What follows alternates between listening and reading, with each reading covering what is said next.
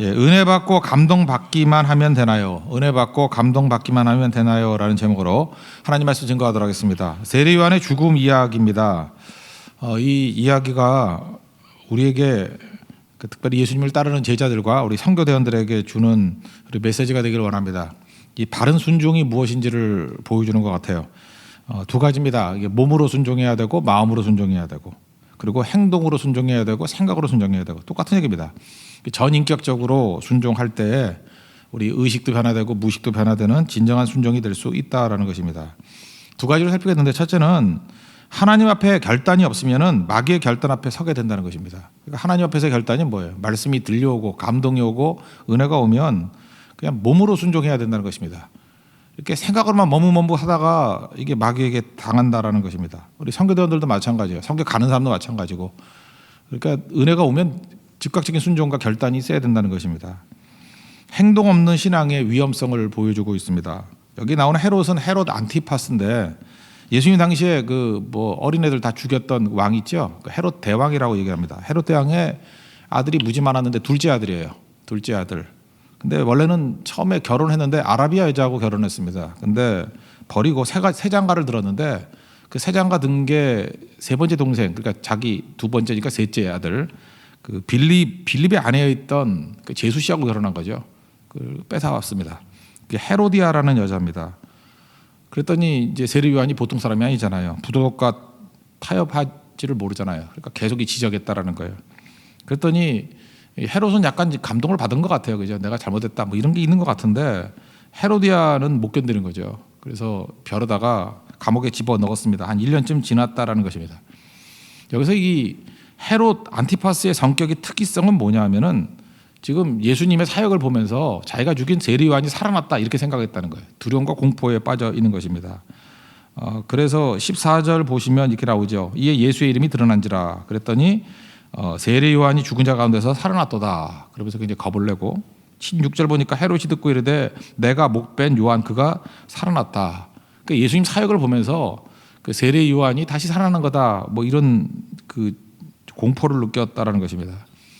그 헤롯 안티파스가 세례 요한에 대해서 생각했던 게 20절에 잘 나와 있는데, 일단 의롭고 거룩한 사람으로 알았습니다. 그리고 두려워했고, 또 심지어 자기 부인이 죽이려고 그러니까 보호도 해준 것 같아요. 그리고 감옥에 집어넣고 난 다음에 영적으로 갈급했는지 찾아가는 것 같아요. 그래서 설교도 듣고, 세례 요한의 설교도 듣고, 뭐 세례 요한이 뭐 듣기 좋은 설교했겠습니까? 회개하라 천국이 가까웠다 뭐 그런 위에 설교를 했겠죠. 그래서 번민도 했어요. 크게 번민. 은혜 받았다는 얘기죠. 감동도 받았다는 거죠. 그리고 달갑게 들었답니다. 참 이게 유익하구나. 그렇게 받아들였다라는 거예요. 여러분, 구약에 보면은 그 나쁜 부인 만나가지고 망한 왕이 하나 있죠. 아합왕. 아합왕하고 지금 성경은 이걸 대비시키는 것 같아요. 아합하고 비슷한 유형의 사람이 누구냐면 헤롯 안티파스예요. 아합도 상태가 괜찮았다고요. 뭐 하나님 앞에 회개도 하고 겸손해지기도 하고. 근데 그 이세벨이라는 여자가 악한 여자 아닙니까? 이세벨. 그리고 그 엘리야의 환생이 뭐 엘리야가 장차 올 것이 뭐 세례 요한이다 이런 말씀이 있잖아요. 그러니까 세례 요한이 엘리야하고 대비시키는 거라고요. 엘리야를 핍박했던 이세벨이 있었다 그러면은 세례 요한을 핍박한 것은 헤로디아다. 이 대비입니다. 이해가 되죠? 그러니까 거의 이세벨하고 거의 방불케 하는 여자였다는 것입니다. 근데 이 남편은 어땠어요? 그 굉장히 유약하고 감정적이고 충동적이고 그랬다라는 것입니다. 그래서 양심도 살아있고 믿음도 있고, 지금 우리 안에 예수 믿는 사람들 가운데 지금 이 헤롯 안티파스 같은 사람이 많다는 거예요. 은혜도 받아요. 눈물도 흘리고 지지도 하고, 그리고 뭐 판단이 틀린 게 아니라고요. 근데 머뭇머뭇거리는 거예요. 계속해서 타협하고 있습니다. 그러면 이게 끝까지 가느냐? 그렇지 못하죠. 마귀하고 이렇게 장난치면요 언젠가는 끝나요. 밸런스가 깨져버릴 때가 있다고요. 잔칫날이 되었습니다. 고관 대적들 다 모아놓고, 보통 이럴 때는 뭐 직업적 무의를 불러다가 춤추는데 딸한테 춤추라 그랬어요. 살로메죠. 다른 경우 살로메한테 춤을 추라 그랬더니 미리 모녀가 공모했죠. 너무 분위기가 좋은 거예요. 헤롯 안티파스는 아까도 얘기했지만 충동적이에요. 말도 함부로 해요. 너무 기분이 좋았는지 뭐든지 원하면 다 주겠다고, 나라의 절반이라도 주겠다고, 뭐 이런 소리 한다는 건 뭐예요? 교만하다는 뜻이죠. 지가 다 아는 줄 알고. 그랬더니 그때에 이 살로메가 원한 게 뭐였어요? 엄마 얘기를 듣고 세례 요한 죽여달라고. 그래서 뭐 자세한 얘기 많으지만 죽여서 오지 않습니까? 그래서 죽음을 맞이하게 되었다라는 것입니다. 여기서 우리에게 주는 메시지가 이거예요. 우리가 다 이 헤롯 안티파스 같은 위치에 설 수 있다라는 것입니다. 지금도 예수 믿으면서요 이렇게 장난치는 사람이 있어요. 은혜도 받고 감동도 받는데 자꾸 미루는 거예요. 자꾸 나중에 한다 그러고, 주님은 내 마음은 아시지 그러고, 뭐 좋아하는 성경 구절이 뭐냐 그러면 마음은 원이로되 육신이 약해서, 아니 벽에다 액자를 걸어놓지 그러세요. 계속 그렇게만 이해하고 있다고요. 그러면 마지막 순간에 가가지고 하나님 앞에서 결단을 못하니까 마귀가 이렇게 몰아가 버리잖아요. 결단하게 만들어 버리잖아요. 26절 보니까 그 뭐라 그래요? 자기가 맹세한 것이 있다고. 심히 근심은 해요. 괴로운 하는데 맹세한 것이 있고, 앉은 사람들의 체면 때문에 거절할 수 없어서 결국은 마귀가 유도하는 대로 순종하면서 마귀 종되더라는 얘기 아니에요. 이랬던 사람이 누가 있지? 빌라도하고 너무 비슷하지 않습니까? 빌라도도 예수님이 무죄인 거 알고 뭐 살려주려고 그랬다는 거, 뭐 마음은 다 알죠. 그럼 그거 받아줘요? 우리 사도신경에서 맨날 외우는 게 뭐예요? 본디오 빌라도에게 고난을 당하사 빌라도가 죽인 거예요. 여기도 마찬가지예요. 헤롯이 뭐 마음은 어땠든 간에 자기가 죽인 거예요. 그러므로 이 마귀 시험을 이길 수 있는 방법이 뭐냐 하면 순종을 미루는 거 아니야. 행동을 미루는 거 아니라고요. 그러니까 마귀를 무너뜨리는 제일 중요한 게 뭐냐? 기도다. 예, 맞습니다. 기도로도 이길 수 있어요. 기도하고 순종하는 거예요. 그게 몸으로 갚버리는 거예요. 저는 이런 생각을 해요. 뭐 그 마귀가 우리 베트남 선교 안 가다가 막 진행할 때 막 일사천리 진행하잖아요, 그죠?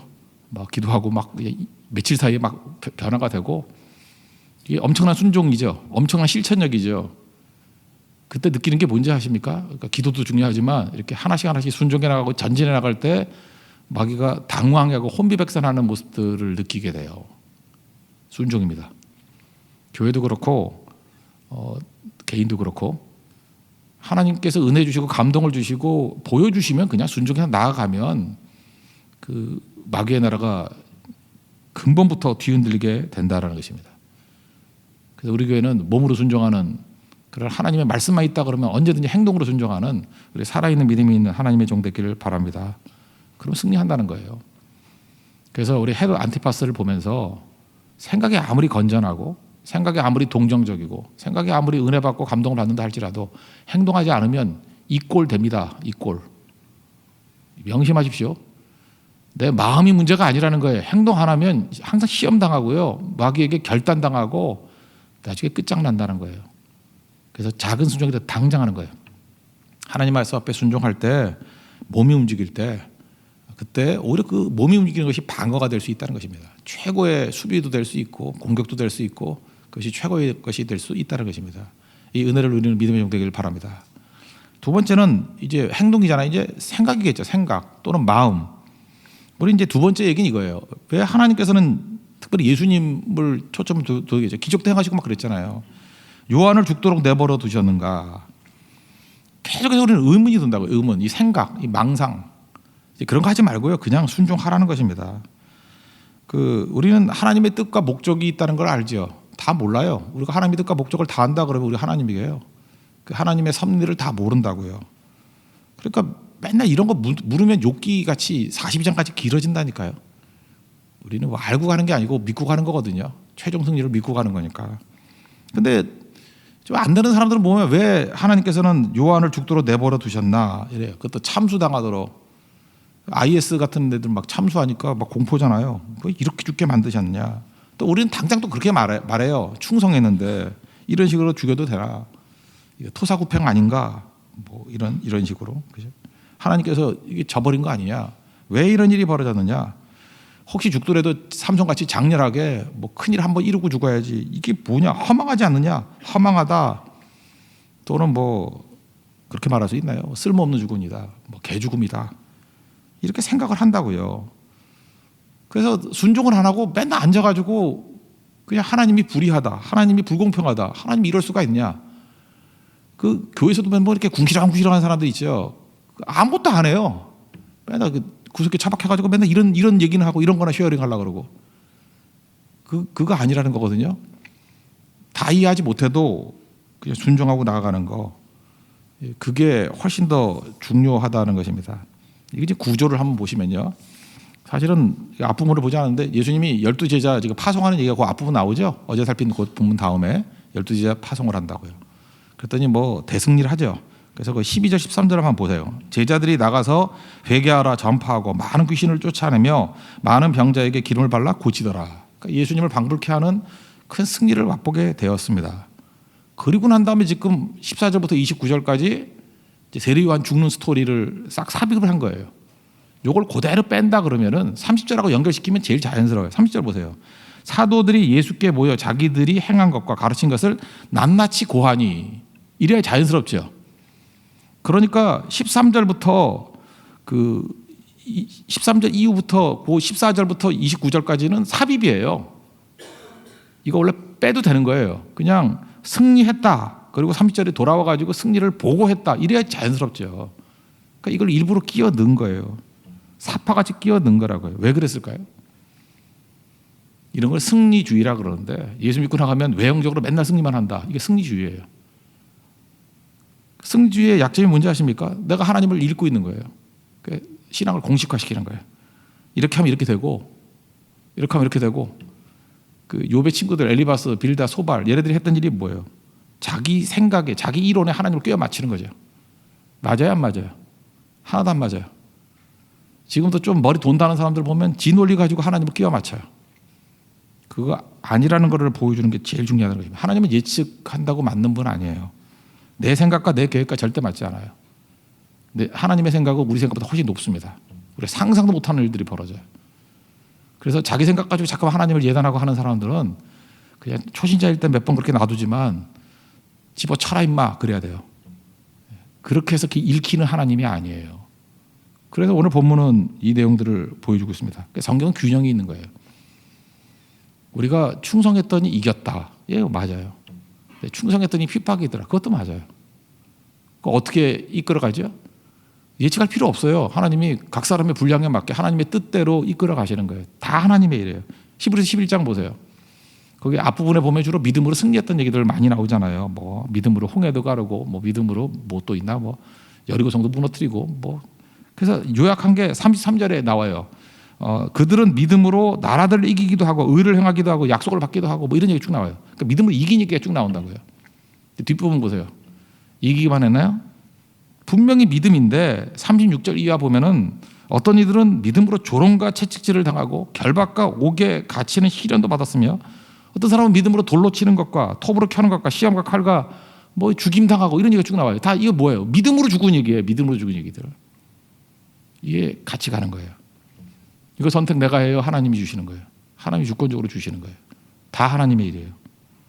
오늘 이거를 알려주기 위해서 12명 제자 파송하고 난 다음에 세례요한의 사건을 삽입한 겁니다. 이게 그러니까 생각하는 게 의미가 있다는 거 없다는 거예요.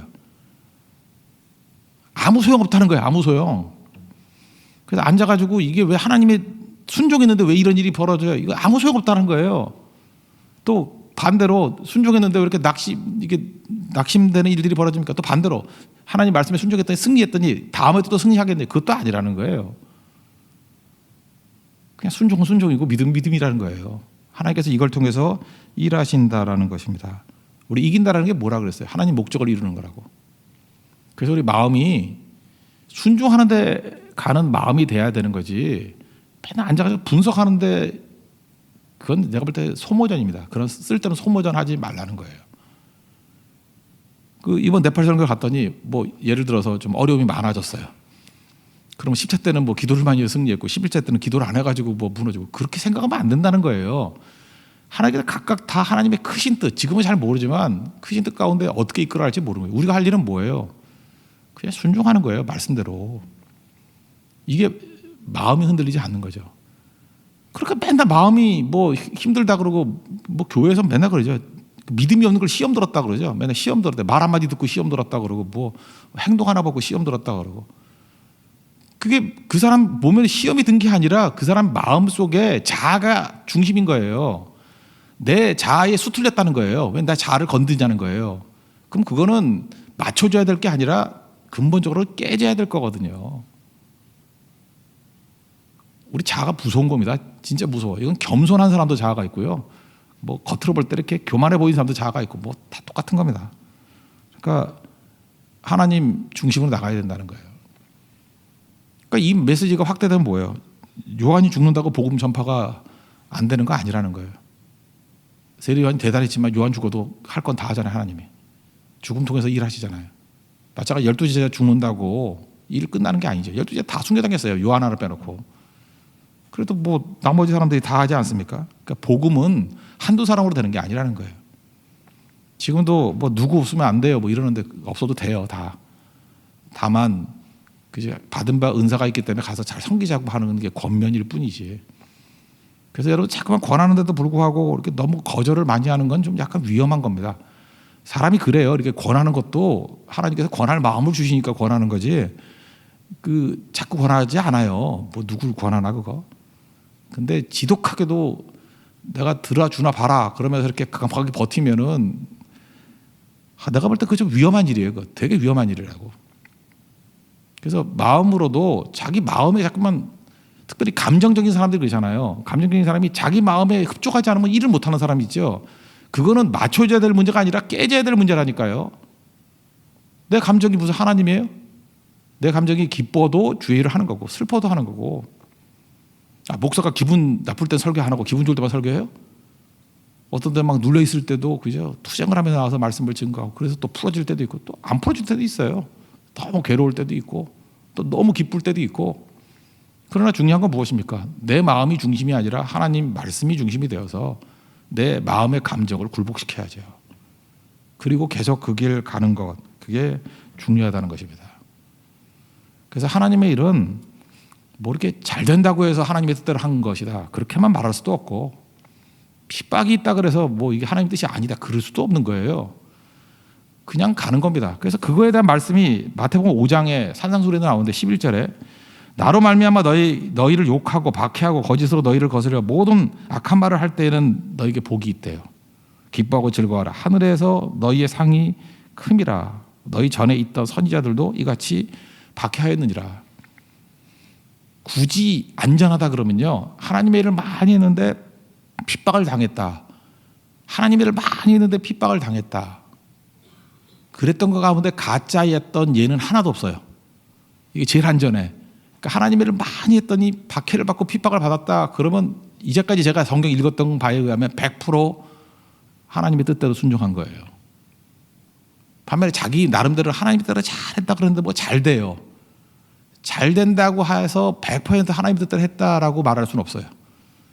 잘 되는 것 가운데 가짜가 꽤 많이 섞여 있어요. 그래서 굳이 한다 그러면 그냥 나는 100% 안심하면서 하나님의 일을 하고 싶습니다. 그러면 핍박당하는 일 하세요. 그쪽으로 이끌 때 그거 안심해도 돼요. 그거는 예외가 없는 것 같아요. 거의 100%. 그 기뻐하라고 그러잖아요. 이게 복이라고. 파스칼 얘기 뭐 또 한 번 이렇게 그 팡세 마지막 보면 젊었을 때 병이 있었다 그러죠. 바울하고 똑같아요. 뭐 기도해도 병 안 났어요. 잘.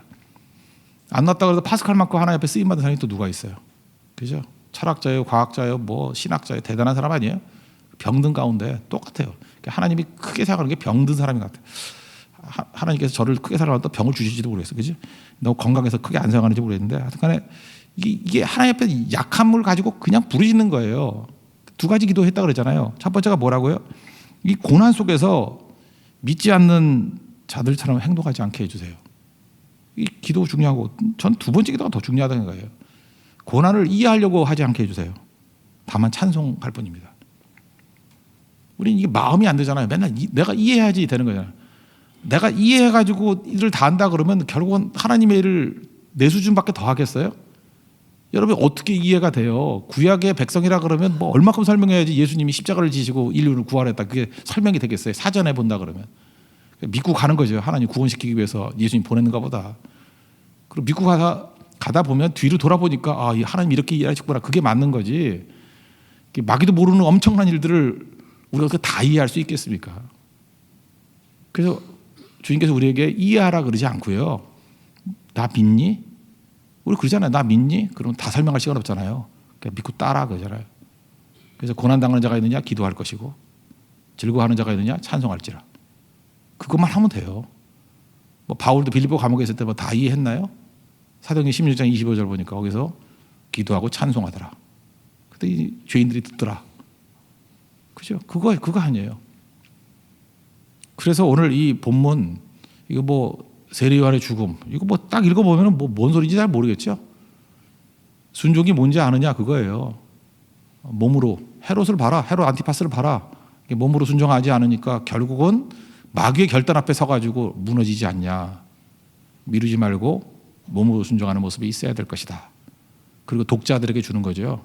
이렇게 충성했던 세례 요한이 왜 이렇게 개죽음 당합니까? 누가 개죽음이래? 그 얘기죠.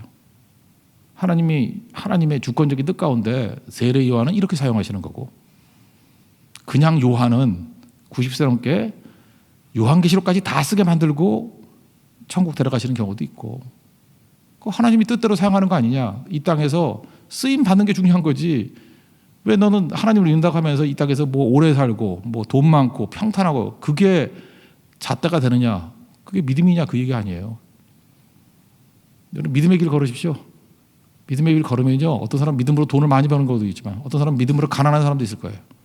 어떤 사람 믿음으로 그저 이렇게 권력 있는 사람도 있겠지만 어떤 사람 믿음으로 핍박당하는 사람도 있을 거라고. 다 믿음이에요. 근데 핍박당하면서 믿음 지킨 사람 중에 타락한 사람은 거의 없는데, 믿음이라 그러고 뭐 돈이 생기고 권력이 생겨가지고 넘어지는 경우는 너무 많다라는 거예요. 그래서 그쪽은 사실은 위험한 겁니다. 몇 명 살아남는 자가 없어요, 거기서는. 그러니까 오히려 그때 더 엎드려야죠. 이게 유혹이구나. 이 돈이 유혹이구나. 이 권력이 유혹이구나. 까딱 잘못하다가는 지난주 다윗 보세요. 이 나태해지다가 범죄하고 막 그러잖아요. 그러니까 이게 위험한, 광야보다 왕궁이 위험한 거구나 라고 엎드릴 줄 알아야 된다는 거예요. 중요한 건 순종은 몸과 마음, 행동과 생각이 같이 가는 겁니다. 그리고 마귀에게 카운터펀치를 먹이는 거는 사실 행동이에요. 행동만큼 무서워요. 행동하면 우리 생각도 바뀌어버려요. 그죠? 그래서 행동과 마음과 생각을 다 주님께 드릴 수 있는 우리 믿음의 신실한 영 되기를 축원합니다. 예. 자리에서 일어나겠습니다. 523장 찬송하겠습니다.